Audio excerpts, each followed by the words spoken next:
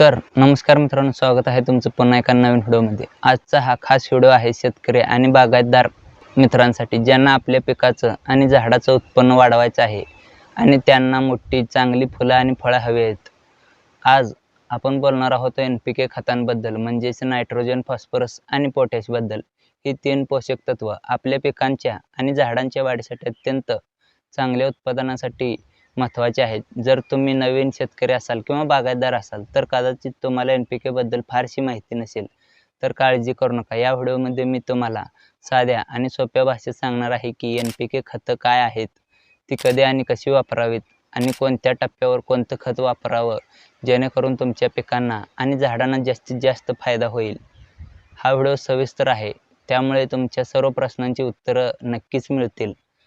तर चला सुरू करूया। सर्वप्रथम आपण समजून घेऊया की NPK म्हणजे काय। NPK म्हणजे नायट्रोजन, जे झाडांच्या पानांच्या आणि देठांच्या वाढीसाठी आवश्यक आहे।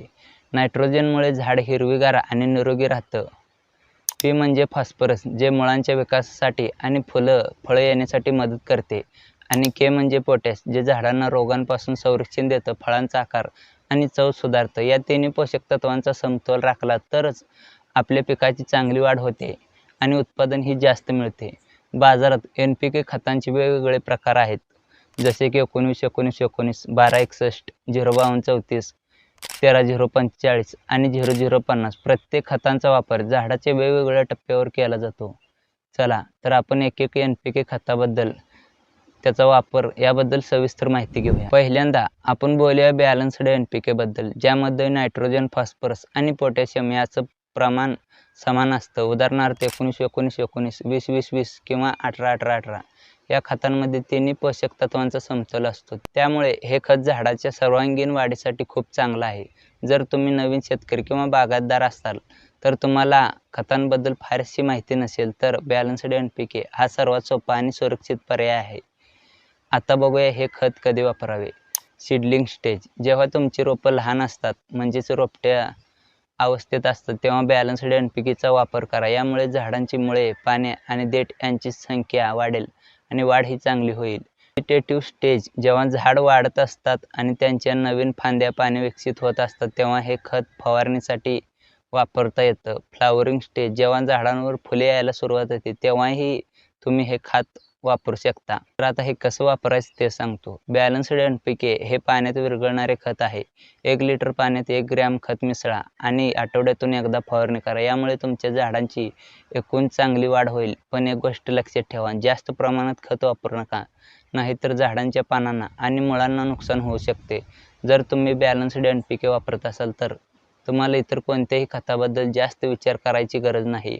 हा साधा आणि प्रभावी पर्याय आहे। बॅलन्स्ड NPK हे सर्व प्रकारच्या पिकांसाठी आणि झाडांसाठी योग्य आहे, मग ते फुलझाडं असोत, फळझाडं असोत किंवा भाजीपाला असो। उदाहरणार्थ, जर तुम्ही टोमॅटो, मिरची, वांगी किंवा गुलाब, झेंडू यासारखी फुलझाडं लावत असाल तर हे खत तुमच्या पिकाची एकूणच वाढ सुधारण्यासाठी खूप महत्त्वाचं आहे। तसेच हे खत मातीच्या pH पातळीवर फारसा परिणाम करत नाही, त्यामुळे मातीच्या प्रकारानुसार तुम्ही याचा वापर करू शकता। पण मातीची तपासणी करून घेणं नेहमीच चांगलं असतं, जेणेकरून तुम्हाला पोषक तत्वांची कमतरता काय आहे हे समजेल। आता आपण बोलू 12-61 या खताबद्दल। या खतामध्ये नायट्रोजन 12%, फॉस्फरस 61 आणि पोटॅशियम 0। याचा अर्थ या खतामध्ये फॉस्फरसचं प्रमाण खूप जास्त आहे, जे झाडांच्या मुळाच्या विकासासाठी खूप महत्त्वाचं आहे। नायट्रोजन पानांच्या आणि देठांच्या वाढीसाठी मदत करते, तर फॉस्फरस मुळांना बळकट करते आणि झाडांना ऊर्जा पुरवते। आता हे खत कधी वापरावे ते सांगतो। सीडलिंग स्टेज, जेव्हा तुमची रोपं लहान असतात तेव्हा त्यांच्या मुळांचा विकास होण्यासाठी 12-61-0चा वापर करा। व्हेजिटेटिव्ह स्टेज, जेव्हा झाड वाढत असतं आणि त्यांना नवीन फांद्या, पाने येत असतात, तेव्हा हे खत मुळांना बळकट करण्यासाठी आणि झाडांची वाढ सुधारण्यासाठी वापरता येतं। हे कसं वापरावे ते देखील सांगतो। 1 लिटर पाण्यात 1 ग्रॅम ते 5 ग्रॅम 12-61 मिसळा आणि आठवड्यातून एकदा फवारणी करा। हे खत विशेषतः त्या झाडांसाठी चांगलं आहे ज्यांच्या मुळांचा विकास आणि बळकट मुळे हवे आहेत। उदाहरणार्थ, जर तुम्ही फुलझाडे, फळझाडे किंवा भाजीपाला लावत असाल तर हे खत त्यांच्या सुरुवातीच्या वाढीच्या टप्प्यात खूप उपयुक्त आहे। 12-61 हे खत मातीच्या pH पातळीवर परिणाम करू शकते. जर तुमच्या मातीमध्ये फॉस्फरसची कमतरता असेल तर हे खत वापरणं खूप फायदेशीर आहे. पण मातीची तपासणी करून घ्या, कारण जर मातीमध्ये आधीच फॉस्फरस जास्त असेल तर या खताचा अतिवापर टाळा. यामुळे मातीचा समतोल बिघडू शकतो. तसेच हे खत विशेषतः नवीन रोपं लावताना किंवा झाडं पुनर्लावणी करताना वापरल्यास मुळांचा विकास जलद होतो आणि झाड लवकर स्थिर होतं. पुढचं खत आहे 05234. या खतामध्ये नायट्रोजन 0% फॉस्फरस 52% आणि पोटॅशियम 34% आहे. हे खत विशेषतः फुलांच्या आणि फळांच्या निर्मितीसाठी वापरलं जातं. जेव्हा तुमचं झाड व्हेजिटेटिव्ह स्टेजमधून पुढे जाऊन फ्लॉवरिंग स्टेजमध्ये प्रवेश करतं तेव्हा हे खत वापरायला सुरुवात करा. फॉस्फरस आणि पोटॅशियम याचं प्रमाण जास्त असल्यामुळे हे खत फुलं आणि फळं येण्यासाठी खूप उपयुक्त आहे. हे खत कधी वापरावे? फ्लॉवरिंग स्टेजमध्ये. जेव्हा तुमच्या झाडांवर फुलं यायला सुरुवात होते तेव्हा 05234चा वापर करा. यामुळे फुलं जास्त आणि चांगली येतात. त्याचबरोबर फ्रूट स्टेज, जेव्हा फुलं फळांमध्ये बदलायला लागतात तेव्हाही हे खत फळांची गुणवत्ता सुधारण्यासाठी वापरता येते. तर आता कसं वापरायचं ते देखील बघूया. 1 लिटर पाण्यामध्ये 1 ग्रॅम 05234 मिसळा आणि आठवड्यातून एकदा फवारणी करा. जर तुम्ही आधी 1261 वापरत असाल तर आठवड्यातून एकदा 1261-0 आणि 2-3 दिवसांनी 05234 अशी फवारणी करा. यामुळे तुमच्या झाडांचा मुळे आणि फुलं यांचा विकास चांगला होईल. 05234 हे खत फुलझाडांसाठी आणि फळझाडांसाठी खूप चांगलं आहे. उदाहरणार्थ, जर तुम्ही गुलाब, झेंडू किंवा टोमॅटो, मिरची यासारखी पिकं घेत असाल तर हे खत तुमच्या फुलांच्या आणि फळाच्या संख्येत आणि गुणवत्तेत लक्षणीय वाढ करू शकते. तसेच हे खत वापरताना पाण्याचं प्रमाण योग्य ठेवा, नाहीतर पानं पिवळी पडण्याची शक्यता आहे.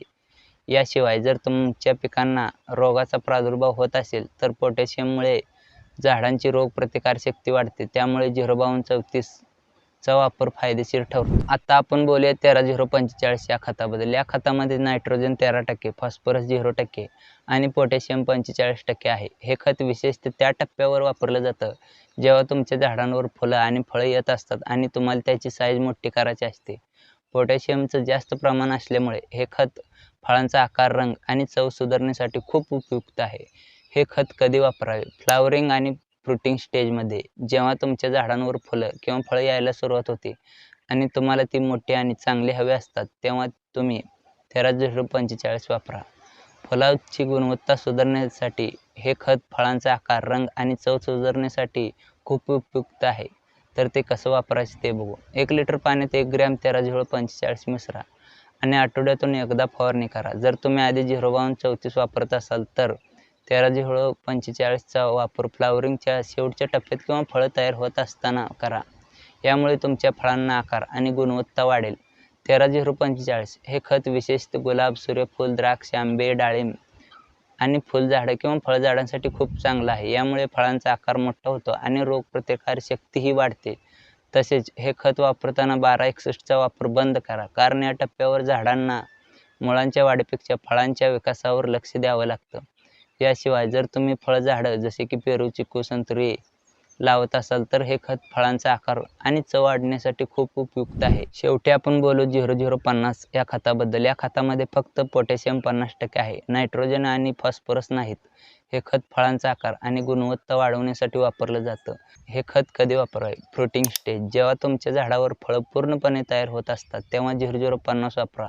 यामुळे फळांचा आकार आणि गुणवत्ता वाढते. रोगप्रतिकारशक्ती वाढण्यासाठी पोटॅशियम झाडांची रोगप्रतिकारशक्ती वाढवते, त्यामुळे रोगांचा प्रादुर्भाव कमी होतो. तर हे वापरण्याची सोपी पद्धत म्हणजे 1 लिटर पाण्यात 1 ते 5 ग्रॅमपर्यंत तुम्ही हे 0050 मिसळा आणि आठवड्यातून एकदा फवारणी करा. जर तुम्ही 13045 आणि 0050 यापैकी निवड करत असाल तर मी 13045ची शिफारस करेन, कारण त्यामध्ये थोड्या प्रमाणात नायट्रोजन आहे, जे झाडांना प्रत्येक टप्प्यावर आवश्यक आहे. 0050 हे खत त्या पिकांसाठी उपयुक्त आहे ज्यांना जास्त पोटॅशियमची गरज नाही, जसे की केळी, द्राक्षे, आंबे. यामुळे फळांचा आकार मोठा होतो आणि फळं टिकाऊ होतात. तसेच हे खत वापरताना मातीची तपासणी करणं जास्त महत्त्वाचं आहे, कारण काहींच्या मातीमध्ये आधीच पोटॅशियमचं प्रमाण जास्त असेल तर अतिवापरामुळे मातीचा समतोल बिघडू शकतो. तर आता तुम्हाला असा प्रश्न पडला असेल की ही सर्व खतं एकत्र वापरता येतील का? तर याचं उत्तर आहे नाही. सर्व खतं एकत्र मिसळून वापरू नका. प्रत्येक खताचा वापर वेगवेगळ्या टप्प्यावर आणि विशिष्ट अंतराने करावा. चला आपण एक साधा शेड्यूल पाहू. सीडलिंग आणि व्हेजिटेटिव्ह स्टेज. आठवड्यातून एकदा 12-61-0 ची फवारणी करा, यामुळे मुळांचा विकास होईल. Flowering stage. 15 ते 20 दिवसांनी 05234चा वापर सुरू करा. आठवड्यातून एकदा 12-61 आणि 2-3 दिवसांनी 05234 अशी फवारणी करा. जर तुमची झाडं फ्रुटिंग स्टेजमधील असतील, जेव्हा फळं यायला सुरुवात होते, तेव्हा 12-61-0 बंद करा आणि 13-045 किंवा 0050ची फवारणी आठवड्यातून एकदा करा. महत्त्वाची माहिती म्हणजे प्रत्येक खत 1 लिटर पाण्यात 1 ते 5 ग्रॅम या प्रमाणात मिसळा. एका महिन्यात एकूण 12 ग्रॅमपेक्षा जास्त खत फवारणी करू नका, म्हणजेच आठवड्यातून 3 ग्रॅम. जास्त प्रमाणात खत वापरल्यास झाडांच्या पानांना आणि मुळांना नुकसान होऊ शकते. NPK खतांचा वापर करताना मातीच्या प्रत्येक प्रकारानुसार खत निवडावं. उदाहरणार्थ, जर तुमची माती आम्लीय म्हणजे ॲसिडिक असेल तर जास्त फॉस्फरस असलेली खतं कमी वापरा. तसेच फवारणी सकाळी किंवा संध्याकाळी करा, जेणेकरून खत पानांवर चांगलं शोषलं जाईल आणि सूर्यप्रकाशामुळे पानं जळणार नाहीत. NPK खतांचा वापर फक्त फवारणीच नाही तर मातीच्या माध्यमातूनही करता येतो. पण मी तुम्हाला सल्ला देईन की मातीच्या माध्यमातून NPK खतांचा वापर मर्यादित करा, कारण ही खतं झटपट पिकांवर परिणाम करतात. जर तुम्ही मातीच्या माध्यमातून खत द्यायचं ठरवलं तर 15 ते 20 दिवसांनी 5 ग्रॅम खत मातीमध्ये मिसळा. जास्त प्रमाणात खत मातीमध्ये टाकल्यास मातीचा समतोल बिघडू शकतो आणि झाडांची वाढ थांबू शकते. त्याऐवजी ऑर्गॅनिक खतांचा वापर मातीच्या माध्यमातून करा आणि NPK खतांचा वापर फवारणीसाठी करा. मातीच्या माध्यमातून NPK खतांचा वापर करताना मातीचा ओलसरपणा तपासा. जर माती खूप ओली असेल तर खत पाण्यात विरघळून जाऊ शकतं. तसंच मातीची तपासणी करून पोषक तत्वांची कमतरता समजून घ्या. उदाहरणार्थ, मातीमध्ये नायट्रोजनची कमतरता असेल तर 19-19-19 आणि 13-045 वापरा. जर फॉस्फरसची कमतरता असेल तर 12-61 किंवा 05234 वापरा. NPK खतांचा वापर केल्याने तुमच्या पिकांना आणि झाडांना खूप फायदे मिळतात. तर सर्वात पहिला फायदा म्हणजे वाढीचा वेग वाढतो. नायट्रोजनमुळे पानं आणि देठ जलद वाढतात.